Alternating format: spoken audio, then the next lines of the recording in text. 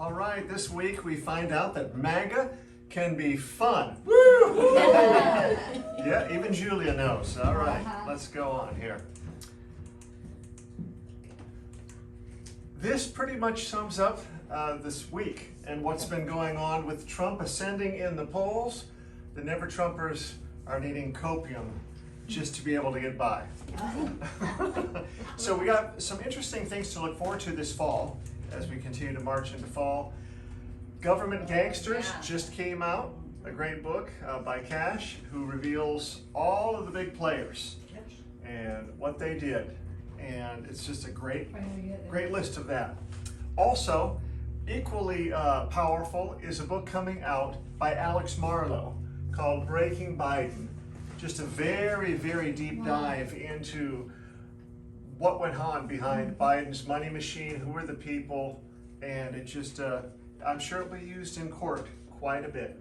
So it's just 6 days till that drops. Also from last week, it's of some interest, 6 days till Laura's release on her first song, and we'll see how well that plays in the national charts, called I Won't Back Down. And a new book by Larry Elder. We have about 41 days to go before this one, but his book will argue that it's the Democrats that have systematically failed our country, especially Black Americans. And he shares important lessons of how a new generation of Republican candidates can fight, will, win, and save our country. So Larry Elder always has a lot of great wisdom. I think they call him the sage. Sage, Larry Elder. Also, in 48 days, RFK Jr. comes out with the Wuhan cover-up, which is a big expose behind the true origins of COVID-19. He exposes decades of lies, one of the reviewers said. And also, I think this next book will really make a large impact. It's called For Love of Country. Tulsi Gabbard, this one is coming out January 2nd, so we have about 3 months to wait, but it says why I left the Democratic Party. And she was one of their shining candidates, so she will have some interesting things to say that are going to resonate with a lot of people. She has a large following, and she's able to articulate things very well. Also very positive is we are simply winning in the polls. It's just win, win. And it's almost to the point it's getting boring, but we're winning. We're winning in the polls. What is one of the big drivers? Maybe the biggest driver behind it is Truth Social, which is basically, you're looking at the biggest freedom movement in the world. Look at this first poll.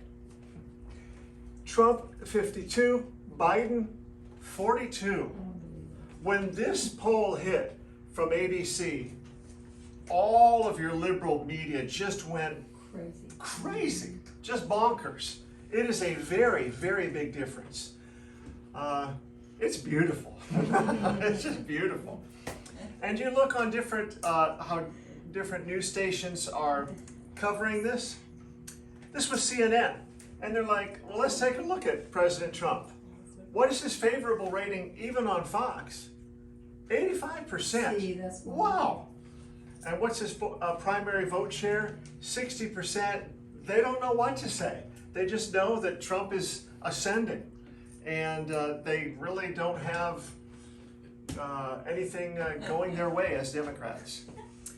Very interesting thing coming up from Ted Cruz.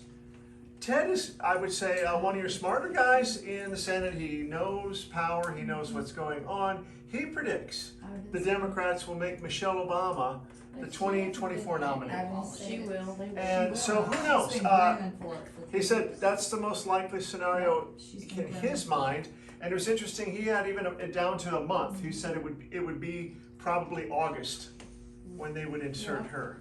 So keep your eye on Michelle. But what is Michelle really going to be seeing in 2024? She's going to be seeing a lot of Trump, right? He's going to be popping up all over. Also, to show you the tremendous impact that conservative media is having on our country at this moment, Take a look at CNN. Last week they hit an all-time weekend ratings low. Not just for the last year or two, all-time low. And so a lot of mainstream media is just dying. Also, a very, very big thing, the Democrats are beginning to panic. Why? Because Trump's support from minorities has reached the GOP's highest in 50 years. So, it's reached levels not seen for a Republican in half a century. So there is absolute alarm.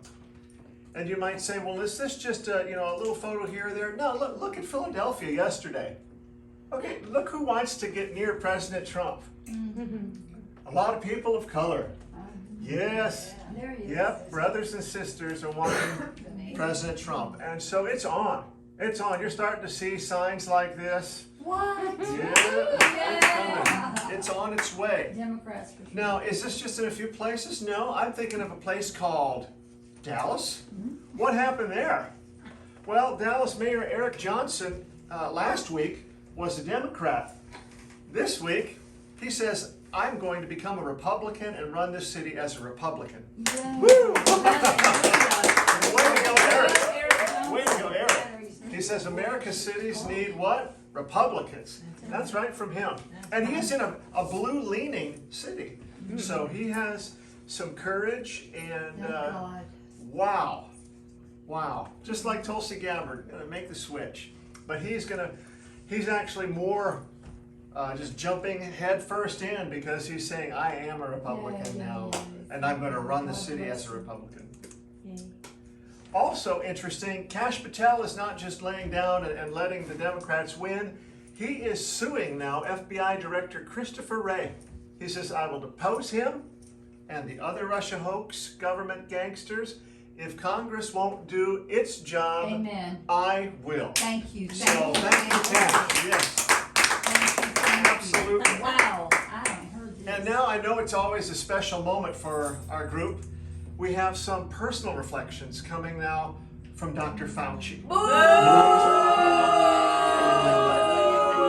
all right, moving on, Dr. Fauci. We have some very good news regarding the 2024 election. We have someone really helping the Republican Party and Donald Trump, and that is President Biden, who is now repeating the same story just minutes apart. That was on the 21st. As noted by the Washington Times.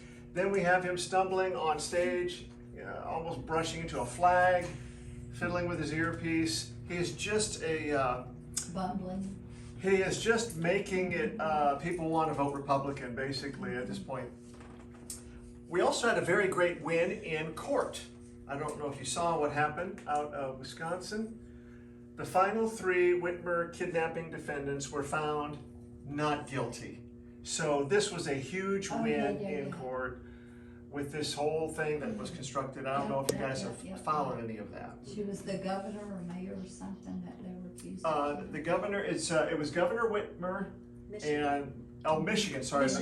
In Michigan, and supposedly was kidnapped. They really weren't sure. So it was a false flag. Yeah. It was garbage. Yeah.